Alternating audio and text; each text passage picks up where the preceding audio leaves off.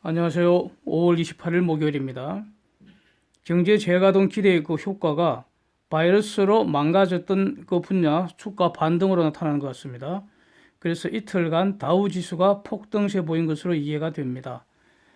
이 그림 세 번째 보는 것 같은데요. 이 시각에 다우 지수하고 나스닥 지수 그래프 보시죠. 매우 대조적입니다. 나스닥은 지금 한 4% 정도만 더 오르면 사상 최고치 근방입니다. 그런데 다우는 아직도 회복길이 까마득합니다. 그래서 지금 그 다우에 속해 있는 금융주, 항공주 이런 거 연일 폭등세 보였고요. 그동안 급등했던 그 기술주들은 상대적으로 이렇게 쉬엄쉬엄 오르는 모습입니다. 그래서 이번 그 바이러스 사태로 최고의 루저, 예? 최악의 등신 투자자는 이거 결국 워렌 버핏이 될 것인지 아주 예, 주목이 되는 상황입니다. 예. 버핏이 팔면 오른다는 그런 신조어가 나올 수 있을지 모르겠습니다. 예. 얼마 전에 뭐 항공주 다 싹 다 팔았다 그러고 또 그 뭐 은행주 싹 다 팔았다 그러고 그럴 때마다 제가 그 등신짓 하는 것 같다고 제가 그렇게 뭐라 그런 적이 있습니다. 예. 백신주는 이번 급등장에서 조정받는 모습 다시 확인됐고요. 반도체주 이게 지금 그 마이크론 테크놀로지가 지금 8%대 폭등을 했죠. 그런데 엔비디아는 2%대 하락을 보였습니다. 퀄컴하고 인텔은 지수 오르는 정도로 오른 것 같습니다. 반도체 지수가 1.47% 올랐죠. 예. 그래서 이제 정리해보면 다우가 553포인트 2.21% 올랐고요. S&P 500 지수 1.48% 올랐고 나스닥은 0.77% 올랐습니다. 국채 수익률 혼조세를 보였는데 7년물, 10년물이 하락했고요. 다른 종목은 모두 상승했습니다. 10년물 0.695%입니다. 달러 지수가 98.94로 좀 올랐는데 원 달러는 다시 1238원으로 거의 뭐 폭등을 했습니다. 원엔이 11.49로 올랐고요. 이 문제는 위안 달러가 심상치 않죠. 7.1697인데 이게 그 52주 고점이 7.18입니다. 뭐 사실상 왔다고 봐야겠죠. 그래서 이거 7.18 이거 조만간 넘길 것 같고요. 지금 문제는 그 7.2 넘기냐 이런 거는 문제가 아닌 것 같고요. 역사적 고점이 9위안 근방이죠. 지금 정확한 그 숫자는 제가 기억을 못 하고 있고요. 문제는 이거 넘길까입니다. 지금 그 미중 충돌이 모든 영역에서 이제 시작하는 판세 아니겠습니까? 그래서 위안 환율 상승하는 것도 이제 시작 국면으로 봐야 할 것 같습니다. 그래서 어디까지 오를지, 이거 가늠을 한다는 것 자체가 지금 겁날 정도입니다, 이거. 예. 그래서 하반기 미중 관계 지금 악화되면은 금년에 10위안 보더라도 놀라지 말아야 하지 않을까. 이렇게 저는 그 정리를 하고 있습니다. 유가는 WTI 크게 하락해서 32불선이고요. 브렌트는 34불선 조금 내렸습니다. 데이터 보겠습니다. 한국 6월 제조업 경기 실사지수 45입니다. 그래프 보시죠. 이게 그 다음 달 6월 기대치니까 당연히 회복하는 모습을 보여주는 게 자연스러울 것 같은데 그냥 아직도 시궁창에 처박혀서 미동도 안 합니다. 5월하고 동일하잖아요. 태국 4월 산업생산 전년비 마이너스 17.2%고요. 프랑스 5월 소비자 신뢰지수 93인데 이전보다는 하락값이지만 조금 하락했지만 예상보다는 양호하고요. 미국 모기지 시장 보면 신청 건수 전주보다 2.7% 증가했고 30년 모기지 금리 3.42%입니다. 레드북 소매 판매 지수 연율 기준 마이너스 5.5%인데 이전보다는 지금 개선되는 모습 보이고 있습니다. 쟁점 보겠습니다. 미중 간의 지금 긴장 관계이고 작년에 무역 전쟁과는 차원이 다른 것으로 봐야겠죠. 몇 가지 특징을 보면 작년과 다른 점을 보면 전 영역에서 지금 대치하고 있습니다. 전 영역, 무역 영역뿐만 아니라 모든 영역에서 대치하고 있습니다. 그 다음에 제가 보기에는 세계 주요국들이 미국과 함께할 가능성이 높다고 봅니다. 왜냐하면 바이러스 책임 추궁하는 것도 지금 같은 공통점이 있고요. 그다음 홍콩과 위구르 등에 공통되는 게 인권 문제 아닙니까? 이것은 인류 공통의 문제 아니겠습니까? 이 인권 문제는 이 현대 문명이 이끌고 있는 서방 그 자유 세계의 뭐랄까 존재 이유라고도 할 수 있잖아요. 인권 문제. 그래서 이 인권 문제가 이 무서운 것이 반일륜 범죄자로 지목이 되면은 그거는 세계가 그냥 그대로 응징해버리죠. 주권이라는 핑계로 막을 수가 없습니다. 엄청난 파급력을 갖고 있습니다. 그래서 작년에 무역정전과는 본질적으로 다른데 그러면 이제 이게 구체적인 진행 경로가 어떨 것인가? 구체적인 진행 경로. 이게 시장에 주는 파급력은 어느 정도일까? 이거 잘 정리를 해야 할 것 같습니다. 그래서 이걸 여기에 집중을 해보려고 합니다. 가령 이번 주 같으면 홍콩 보안법에서 딱 그 대치를 하고 있지 않습니까? 그래서 홍콩의 항의는 어제 같으면 상당히 치열했죠. 그런데 이 보안법 본격 시행이 뭐 7월, 8월경 이렇게 지금 알려지고 있고 구체적인 것은 오늘 이제 그 표결이 되면은 드러나겠죠. 즉 오늘 통과되고 나서 당장 시행되는 거 아니기 때문에 시행할 때까지 그 시행일까지 한 두세 달 시간이 남는 거죠. 그때까지 치열한 그 반대 싸움은 홍콩 그 현지에서는 벌어지겠죠. 그 다음에는 구체적으로는 이거 홍콩만 나서갖고는 저거는 뭐 역부족이고요. 미국이 구체적인 그 중공 제재 조치 이게 드러나야 되고 이에 대해서 중공의 반응이 나오고 그 반응을 이제 평가를 해야 되는 거죠. 그래서 어제도 지금 계속 그 뉴스에 나오는 것처럼 트럼프 입장은 지금 준비하고 있다고 그러지 않습니까? 아주 센 놈으로 준비하고 있다고 그러죠. 그래서 한번 세게 팰 것 같습니다. 그래서 어떻게 얻어 터지는지, 그러고 나서 비틀거리고 뻗어버리는지, 아니면 일어나서 그냥 뭐라고 치스대는지, 그걸 이제 봐야 된다는 겁니다. 그때까지 시간이 있다는 거죠. 그 다음에 큰 방향은, 그 미국은 경제 제재하고, 그 다음에 구체적인 그 책임자, 사람을 딱 찍어서 제재를 하고, 세 번째로 이 친구들 모으는 일에 집중을 하지 않겠습니까? 동맹 형성하는 것에 집중을 할 것 같습니다. 홍콩에서는 현지니까 싸움 계속 하는 것이고요.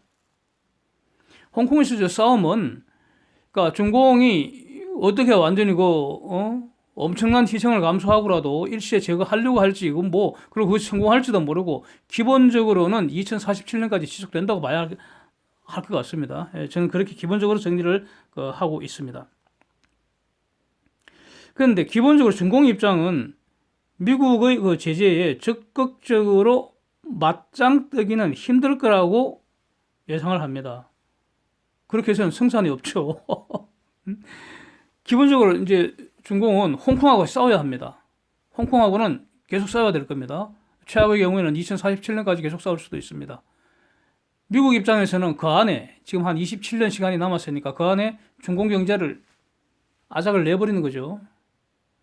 뭐 힘이라는 게 바로 경제에서 나오는데 뭐 경제가 망가지면 어떻게 싸웁니까 중공이? 저는 그렇게 보여지는데 그래서 중공과 홍콩과의 수십 년 그 싸움은 이제 시작인데 그 해결 과정에서 미국과 전면적으로 맞짱을 뜨면은 불리하죠. 미국과는 어쨌든 화해를 해야 합니다. 미국이 자기들 입장을 시인을 해주기를 이제 바라야 됩니다. 즉 미국한테 중공 조치 결재를 받아야 합니다. 그런 입장입니다. 그러니까 당연히 협상하려고 할 수밖에 없다고 봅니다. 그래서 미국하고는 협상하려고 하고 홍콩에 대해서는 여론전을 펴겠죠. 우리가 타겟으로 하는 것은 그 일부 불순분자라는 거죠. 네? 일반 시민들은 오히려 더 좋아진다, 더 안전해진다 이렇게 이제 지금도 그렇게 선동하지 않습니까? 문제는 일부가 지금 대부분이라는 거죠. 홍콩 시민들 대부분은 지금 중공을 반대하는 것으로 이미 그러니까 중요한 그 의사표시가 있었죠. 작년 12월 때 거의 다 나왔지 않습니까? 시민들 다 나왔고요. 그 다음에 선거에서 이미 드러났습니다. 그래서 그러니까 중공의 그 꿈은 이루어지지 않으리라고 저는 봅니다. 여기서 지금 구체적으로 이제 쟁점이 되는 게 바로 이겁니다. 홍콩의 경제적 특별지위 처리하면은 뭐 그야말로 그 아시아 금융 허브의 지위가 흔들릴 것인가 뭐 이와 관련된 관심이죠. 여기에는 일단 관심이 집중되는 것 같습니다. 근데 이 문제도요. 저는 기본적으로 이렇습니다. 미국이 등신짓을 할 리가 없습니다. 미국이 등신짓을 할 리가 없습니다. 미국이 홍콩을 공격합니까? 아니죠. 중공 경제를 지금 공격하고 있습니다. 근데 홍콩 그 특별지위는 바로 중공의 경제적 이익과 직결되어 있죠. 그래서 기본적으로 미국의 공격 타겟은 중공 경제이지 홍콩이 아니기 때문에 자유 홍콩은 보호를 하고 중공 경제에만 찍어서 타격을 주는 그런 조치.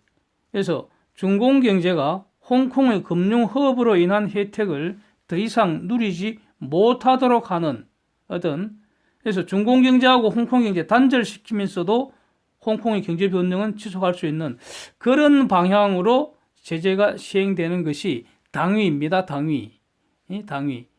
자, 이거를 구체적으로 어떤 수단을 동원할지, 어떤 창의적인 수단이 동원될지 매우 궁금해지는 겁니다. 한번 두고 보겠습니다. 이제 뭐 곧 나온다니까. 예. 이러면 이번 주말 나온다는 거 아닙니까? 트럼프가 어저께 확인했죠. 그렇게 여러 번 확인했습니다. 그래서 그러면 이 미중 간의 그 긴장 관계가 금융시장에 미치는 영향력이 어느 정도일까? 이거 아직은 제한적일 것 같습니다. 지금은 바이러스로 망가졌던 주가 이게 빨리 일정 수준까지 회복하는 것이 급하지 않겠습니까? 특히 다우지수 속한 종목들 중심으로. 그래서 홍콩 문제는 최소한 본격 보안법이 시행되기까지 2, 3개월 여유가 있는 것이고요. 그 사이에 뭐 어떻게 흘러갈지 누가 압니까? 미중 간 협상이 있을 수도 있고요. 아니면 홍콩과 3자 간 협상이 있을 수도 있는 것이고요. 어떻게 돌아갈지는 아무도 모릅니다.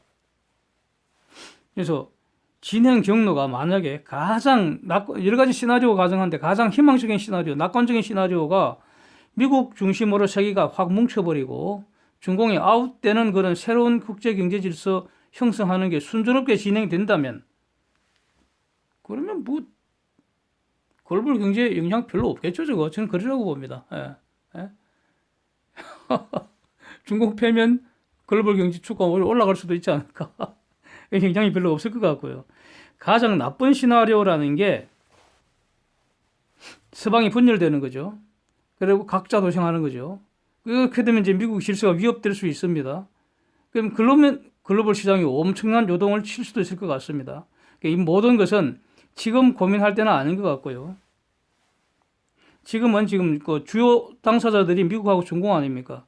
어떤 구체적 반응을 하는지 그냥 냉철하게 관찰하면서 너무 미리 시장에 이걸 가지고 대응해서는 안 되지 않을까 그렇게 보여집니다. 두고 보는 것이다 이렇게 정리하겠습니다. 네.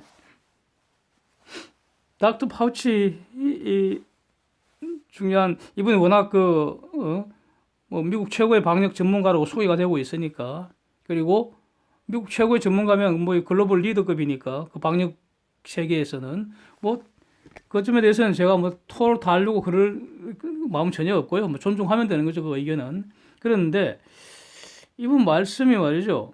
US could avoid second wave virus late this year 이렇게 말을 했다고 합니다. 보도가 나왔으니까요. 그래서 이 말 자체에서 2차 유행이라는 거 만약에 있다 하더라도 연말경이라는 거죠. 연말경. 뭐 이러면 11월 아닙니까? 11월이나 12월, 뭐 1월 이럴 때 2차 대유행이 could avoid. 이 말이 뭡니까? 2차 유행을 피할 수도 있고 피하지 못할 수도 있고 이 말 아닙니까? 예? 올 수도 있고 안 올 수도 있고 또 다른 어떤 표현은 second wave not inevitable. not inevitable. inevitable. 이 뭐예요 이거? 부정에 부정을 해버린 거 아닙니까? 피할 수 없는 것이 아니다. 저는 이런 표현은 정말 하나마나한 소리고요. 아주 한심하게 들립니다. 한심하게 들립니다.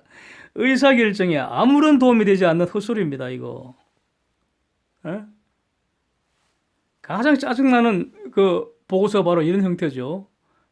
제 같으면은 이따위 보고서 올리면 그냥 바로 잘라버리겠습니다. 쓸데없는 소리. 지금 분명한 사실은 현재 데이터는 미국에서 바이러스 줄고 있습니다. 일부 주에서 증가할 수는 있는데 미국 전체로는 한 달 전과 비교하면은 감소한다는 것이 확실한 팩트입니다.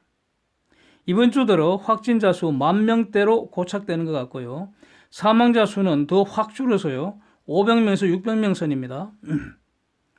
이게 사망자 수가 5월 초만 하더라도 2,000명 내외로 사망을 했었고요. 5월 중순 들어서 좀 줄어드는 게 1,000명대였습니다. 그래서 지금 그 진단 능력 2배 수준으로 확 늘어져 있고요. 그럼에도 불구하고 그러니까 갖추어진 진단 능력만큼 진단하러 오는 사람이 그렇게 늘지 않는 것 같습니다. 즉 진단 수요는 급증하지 않고 있다 이렇게 보여진다는 거죠.